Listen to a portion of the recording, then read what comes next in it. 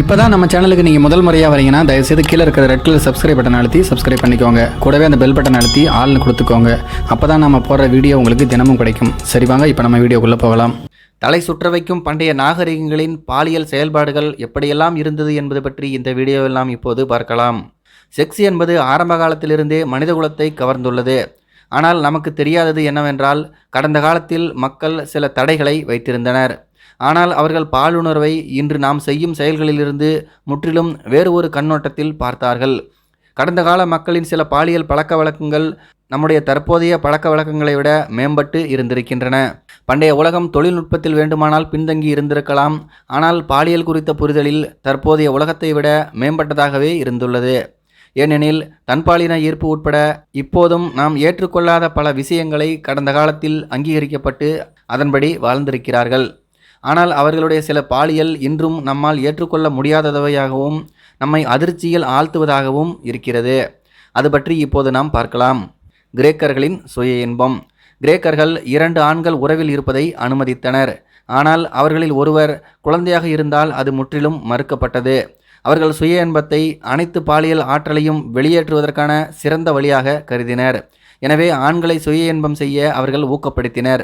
ஏனெனில் கற்பழிப்புகளை கட்டுப்படுத்துவதற்கான சிறந்த வழி என்று அவர்கள் கருதினர். ரோமானியர்களின் ஓரினச் சார்பு. ரோமானியர்களுக்கு ஒரு ஆண் ஓரினச் சேர்க்கையாளராக இருப்பது மிகவும் நன்றாக இருந்திருக்கிறது. ஆனால் பெண்கள் தன்பாலின ஈர்ப்பாளராக இருப்பதை அவர்கள் அனுமதிக்கவில்லை. ஆணாதிக்கம் மேலோங்கிய அந்த காலகட்டங்களில் பாலியல் செயல்கள் என்று வந்தபோது பெண்கள் தங்கள் விருப்பங்களை வெளிப்படுத்துவதற்கு அனுமதி கொடுக்கப்படவில்லை. துரோகம் செய்யும் மனைவிகளுக்கு மரண தண்டனை அளிக்கப்பட்டது. ஆனால் ஆண்கள் திருமணம் மீறிய உறவில் இஷ்டத்துக்கு சுதந்திரமாக செயல்பட்டனர். ஐரோப்பாவின் உடலுறவுக்கான விதி புத்தகம். உடலுறவு என்று வந்தபோது இடைக்கால ஐரோப்பாவில் மக்கள் பெறக்கூடிய பாலியல் நிலைகளுக்கான விதி புத்தகம் என்று ஒன்று இருந்தது.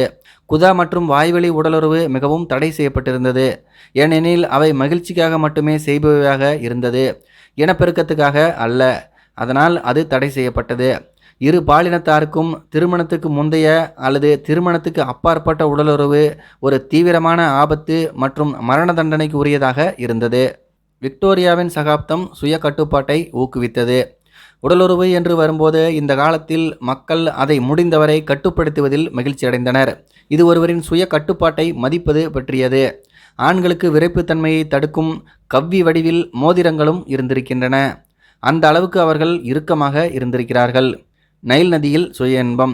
எகிப்து கடவுளான ஆடமின் சுய இன்பத்தின் மூலம் நைல் நதி உருவானது என்று எகிப்தின் புராண கதை கூறுகிறது. மேலும் இதை ஒவ்வொரு பாரோவும் மத ரீதியாக இதை பின்பற்றுகிறார்கள். இது உண்மையில் ஒரு வருடாந்திர திருவிழாவாக பின்னாளில் மாறியது. அதில் பாரோ நைல் நதியில் பகிரங்கமாக சுய இன்பம் செய்வது வரவிருக்கும் ஆண்டை செழிப்பான ஆண்டாக மாற்றுவதாக அந்த மக்கள் நம்பினர். ஜப்பானின் தன்பாலின துறவிகள். நிலப்பிரபுத்துவ ஜப்பானில் துறவிகள் மற்றும் சாமுராய் இடையே ஓரினச் சேர்க்கை உறவுகள் பரவலாக இருந்திருக்கின்றன. அவர்கள் தங்கள் மாணவர்களுடன் உடலுறவு கொள்வதை பாரம்பரியமாக கருதினர். அரேபியர்களின் பாலியல் வினோதங்கள். பண்டைய கால அரேபியர்கள் தாங்கள் உடலுறவு கொள்ளக்கூடிய குறிப்பிட்ட நாட்களை கொண்டிருந்தனர் மற்றும் அவர்கள் வெள்ளிக்கிழமைகளை சிறந்த நாளாக கருதினர். சீனர்களைப் போலவே அவர்களும் மனைவியை கடன் கொடுப்பதை கடைபிடித்தார்கள். மெசபடோமியா. இந்த சகாப்தத்தில் கூட பாலியல் தாராளமாக இருப்பது கட்டாயமாக இருந்தது. ஆண்களும் பெண்களும் சமமாக தங்கள் பாலுணர்வை தேர்ந்தெடுக்கும் தங்கள் சொந்த விதிகளை வைத்திருந்தனர்.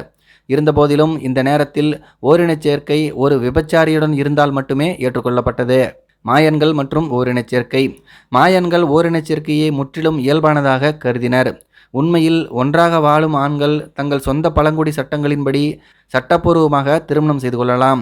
அவர்கள் திருமணம் செய்து கொள்ளும் முன் ஆண்களை 20 வயது வரை ஒன்றாக வாழ அனுமதித்தார்கள். இதை பற்றி உங்களுடைய கருத்துக்கள் என்ன அப்படிங்கிறது கீழே இருக்கிற கமெண்ட்ஸில் தெரியப்படுத்துங்க. மேலும் இது போன்ற வீடியோக்களை பார்க்க நம்முடைய சேனலை சப்ஸ்கிரைப் பண்ணிக்கோங்க. நன்றி, வணக்கம்.